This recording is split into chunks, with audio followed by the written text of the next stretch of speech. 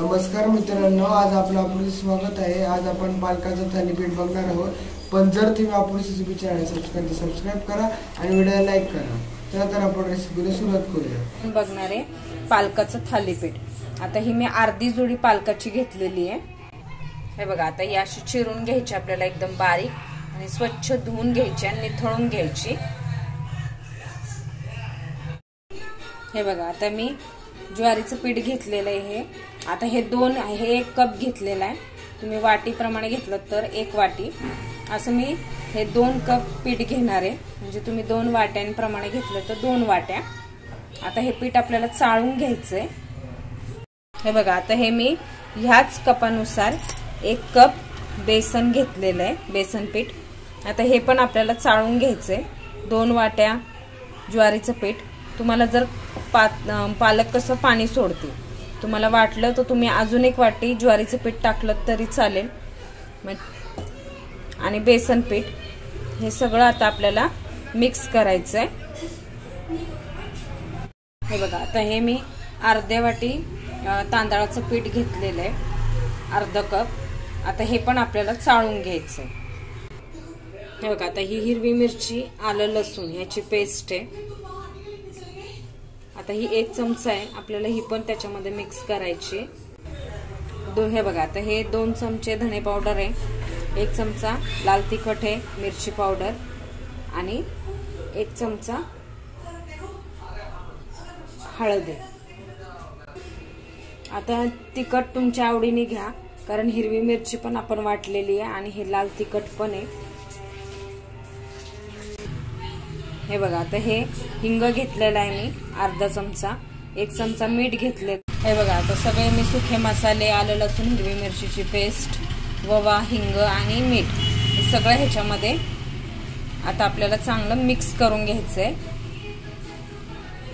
हे बघा, आता ही आपण चिरून घेतलेली पालक होते ना, स्वच्छ धुतलेली, ती पण ह्याच्यामध्ये मिक्स करायची। आणि आता पालकाला पाणी सुटतं, जेवढं पाणी आहे त्याच्यामध्ये मळायचं, लागलं तर पाणी घ्यायचं। हे बघा, आता हे 3 मीडियम साईजचे कांदे घेतलेले आहेत मी, हे पण आपल्याला एकदम बारीक चिरून घ्यायचेत आणि ह्याच्यात मिक्स करायचेत। हे बघा, आता हे पीठ मी मळून ठेवलेलं आहे। आता हे 5 मिनिटं मुरून द्यायचं, 5-10 मिनिटं, आणि आपल्याला ह्याचे आता थालीपीठ करायचे। हे बघा, आता हा असं रुमाल घ्यायचा, त्याला पाणी लावायचं आणि असा गोळा घ्यायचा।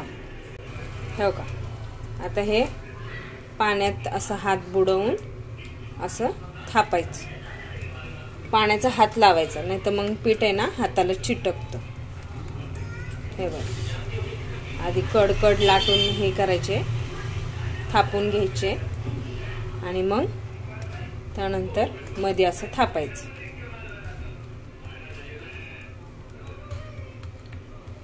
हे बघा, आणि असे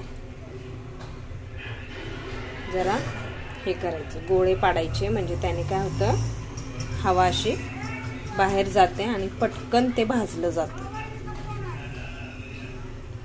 हे बघा, आता हे तवा गरम करायचा, त्याला तेल लावायचं। तुम्हाला तूप लावायचं असेल तर तूप लावा।